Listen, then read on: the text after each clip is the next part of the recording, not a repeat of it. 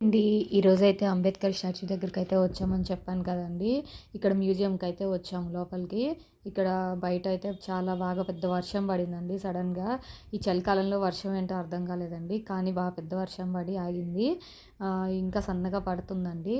మ్యూజియంకి మేమైతే first time అయితే వచ్చామండి. చాలా చాలా బాగుందనమాట. అట్మాస్ఫియర్ కానీ లోపలంతా కూడా చాలా బాగుంది. మీలో ఎంతమంది ఈ మ్యూజియం చూసారో నాకైతే కామెంట్ సెక్షన్‌లో కామెంట్ చేయండి.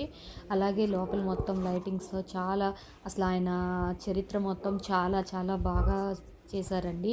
ఒరిజినల్‌గా ఆయన కూర్చున్నట్టే ఉందండి. చూడండి ఎంత బాగా చేశారో. మీలో ఎంతమంది ఇక్కడికి వచ్చారో నాకైతే కామెంట్ సెక్షన్‌లో కామెంట్ చేయండి. నాకైతే చాలా బాగా నచ్చిందండి.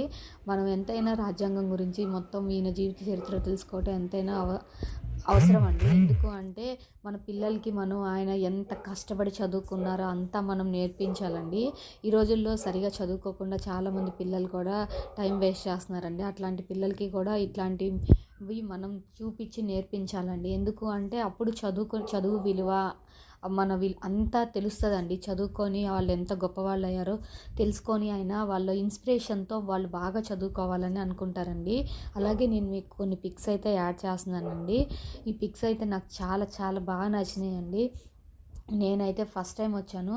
నేను ఇంకెప్పుడు విజయవాడ వచ్చినా కంపల్సరీ ఇక్కడికైతే వచ్చి చూస్తూ ఉంటానండి. నాకు బాగా నచ్చిందనమాట. అలాగే మా పిల్లలకి కూడా చాలా బాగా నచ్చింది. ఓకే ఫ్రెండ్స్, ఈ వీడియో నచ్చితే లైక్ చేయండి, షేర్ చేయండి, సబ్స్క్రైబ్ చేయండి. అలాగే మీరు ఎవరైనా ఇంకా చూడకపోతే కనుక కంపల్సరీ ఈ మ్యూజియం దగ్గరికి వచ్చి అయితే కనుక మీరైతే చూడండి. By bye friends.